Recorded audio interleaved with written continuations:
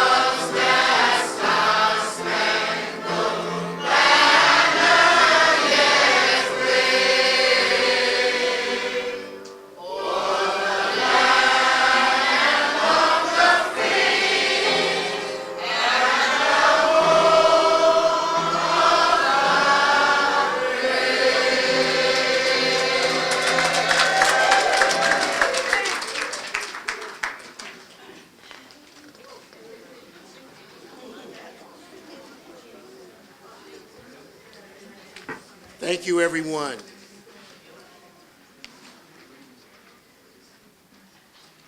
Please allow me to introduce our illustrious former board chairman. Paul Parks Jr. was the board president for 17 years. He was here for the ups and the downs of Whittier Street and was extremely instrumental in paving the way for our future successes. Please help me in welcoming Paul Parks Jr. to the podium. Clap your hands as he comes. Thank you very much for that introduction. I feel a little bit strange because this is Frederica's day, but I must talk a little bit about myself in relationship with what has been in the past. Again, it's a pleasure to be here on this special day for Whittier Street Health Center. It has been a long road that has brought us to this point. At times, it seemed to be almost an impossibility to get to this point, but we are here today. I am honored to have played a small part in the success of this wonderful Whittier Street community. Now let me share with you briefly an overview of my part of this journey. In 1976, I took a position out of state. And I was gone from Boston about 7 years. I'm originally from Boston, well, Indianapolis, Indiana, but came here when I was 3. When I finally returned to Boston, I wanted to reconnect to my community by doing volunteer work somewhere. And I was not sure, so I contacted a friend of mine, Bruce Bowling. Yes. And he gave me some great ideas and possibilities for opportunities. One of them was affiliating with Whittier Street Health Center. He informed me that the center was currently looking for new board members to serve, and he gave me a contact, which I pursued and explored this opportunity. I had always been interested in healthcare, so I was excited about the possibility of this connection. My interest in healthcare started years ago when I was a young boy. My grandfather, Dr. Ezra D. Alexander, was a medical doctor, and I used to carry his bag while he made house calls to his homebound patients in Indianapolis, Indiana. I also was currently serving at that time on the board of the National Kidney Foundation as the treasurer. I felt my knowledge in healthcare and issues and current board experiences might be helpful to the Whittier Street community. Eventually, I was invited to join the board. At the 3rd meeting, I was asked to be considered the chairman of the board. I nervously laughed. Really? I certainly did not know enough about the health center to be its leader. But at the 4th meeting, I guess you can guess what happened. I attended. To my surprise, I was elected as the chairman of the board. For the next several months, I spent as much time at the center as I could, evaluating its needs and understanding its overall operation. At the same time, I had to begin to build a strong board, which obviously was needed. No one even volunteered for the position of chair. I guess I did not know any better, but I knew it was an important position to fill. In retrospect, it turned out to be one of the most rewarding experiences of my volunteer life. So as the time went on under my leadership, we struggled in so many ways. We were trying to exist on a block grant back then in those days, minimal donations and insurance payments. At times, I wondered if we would even make payroll. But the community support was incredible. I cannot say that enough. The staff was extremely dedicated, and we fought tooth and nail to survive for the community we served. People from all walks of life volunteered their time and skills, fought for us, fought with us, and helped us in so many ways. Eventually, we got to the point where we knew we were going to survive, but we had two major issues. One of them is still there. The first was fundraising, and the second was the building. The building should have been condemned. Asbestos was everywhere, even in the tiles. It was unhealthy and unsafe, and this is where we were running a health center out of. The ceilings were falling down. The top floor, which used to be used as solarium for people who had TB, was totally closed off. The glass windows up there were broken, air, it was just horrible. The roof leaked. The heat was sketchy and totally inefficient. I could go on and on about that building. So 7 years into the chairman position, I made the commitment to stay until we got a new home for the center. Little did I know that I had just made an additional commitment of 10 years to Whittier Street. This was during the time of the development of the Southeast Corridor. It became a hot subject for the city, the community, and state politics. Everyone promised that the center would have a place somewhere in this overall development. During those 10 years, we were promised at least 4 different sites, but were bumped from each of these sites by more powerful corporations or developers or politicians. But we kept fighting for a spot. In the meantime, we had to work on raising funds. So we all decided that we needed a signature event. Being small at the time, we admired Dimmick Street's Stepping Out, which I know everyone is familiar with. It was a wonderful event, which was successful, hugely successful for so many years. So we came up with the idea of an annual roast of a prominent figure. Of course, I was responsible for finding the first person of the roast. After twisting arms, giving up my allowance, I convinced my father, Paul Parks Sr., to be the first subject of a very worthy cause, the roast. And it was a success, and we had a lot of fun. Now back to that building. Through the years, we'd established a great relationship with our neighbor, Northeastern University. During this time, they were grabbing up land like the old Pac-Man game. Through a great deal of negotiation, begging, and downright luck, eventually, Northeastern built a building in the corridor right across the street from the old existing health center building and dedicated several floors to become the new Whittier Street Health Center. Hooray.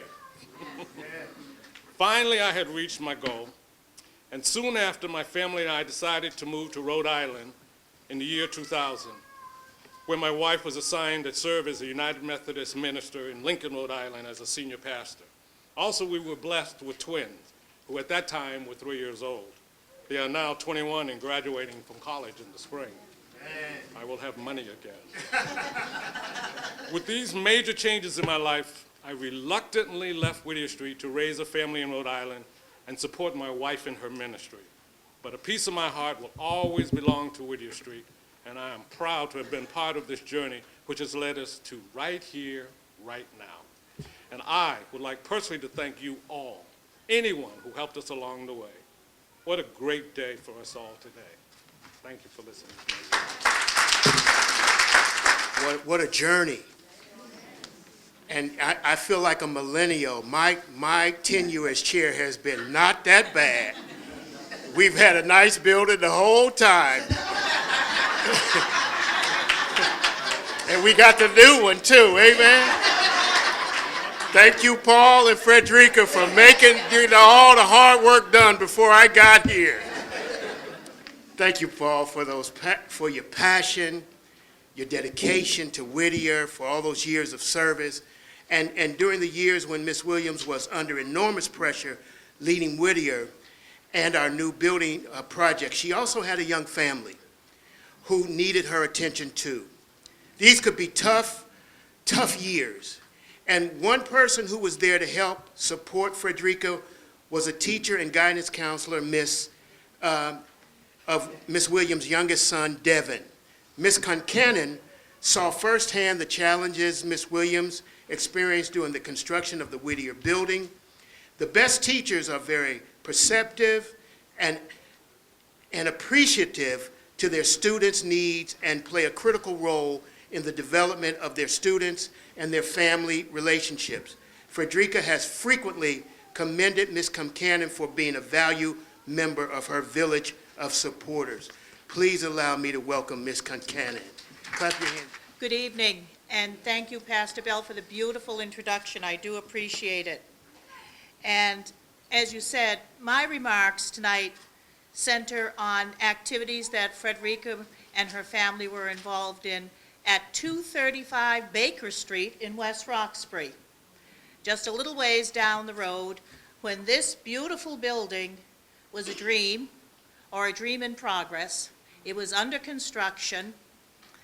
The workmen were here, the plans had been drawn, there was so much activity, and Frederica entered my life and the life of our school at that time when she enrolled her youngest son, Devin, in Catholic Memorial's middle school in the 7th grade. So as any of you know, entering a new school and entering middle school and all that has to be negotiated in those formative years is an undertaking that is enough on its own. And it was going on at the same time that the construction was going on here. And during the construction phase, there'd be long days, I'm sure, many concerns, many worries. I couldn't begin to think of what went into the planning and execution of the construction of a place like this. But young Devin's days, he was happy at school, he liked school, he was as cute as he could be, I think he still is actually. And he had the charming personality to go along with it, and he still has that too. I'd characterize him at the time as being very capable, very caring, and very carefree. The third attribute being his strongest at the time, carefree.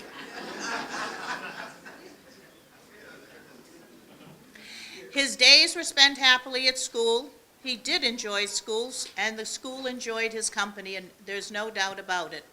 And at the end of each afternoon or early evening, his mother, Frederica, would come by to pick him up. And at the time, they had a little commute because they, I don't believe, had relocated to West Roxbury. So it was a long day for her.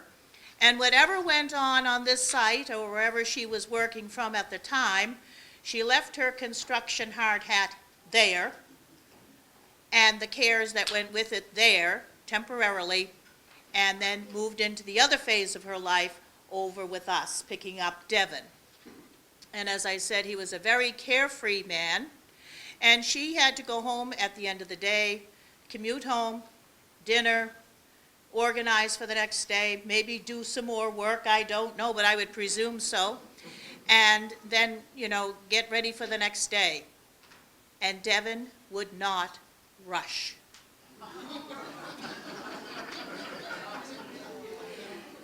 He would not rush. He was methodical, yes, in his way, he thought, and he had all his things there to organize. And Mother would come in, and she tried to hurry him along and whatnot, and eventually what would happen is I'd see Frederica going down the stairs with the backpack herself, a lunch bag, a notebook, and a ream of papers. And he'd be following along, or maybe gone out ahead, one of the other, or maybe at the art club or wherever he might be. Whatever had gone on in her worrisome day here, we never saw any of that at school. Never once, no. It was all about Devon and what his day was and how things went. And there was occasion, I'll tell you the truth, that I had to have a quiet word with her about one thing or another to improve him, to help him along, and all of that, and that's what she needed to hear. And he'd come in the morning, repacked. The amount of papers would be considerably pared down, and there'd be binders and folders and envelopes and everything all together as it should be. And his first greeting to me would be, "I can tell you've been talking to my mother again."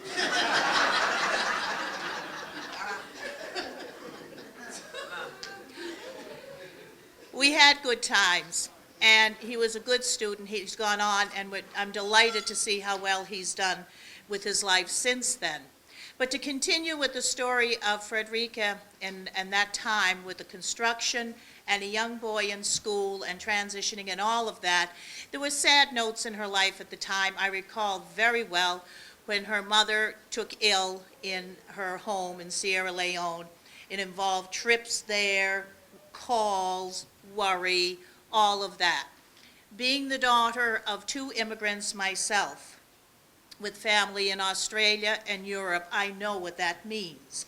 I know what it is to pick up and go. I had to do it myself last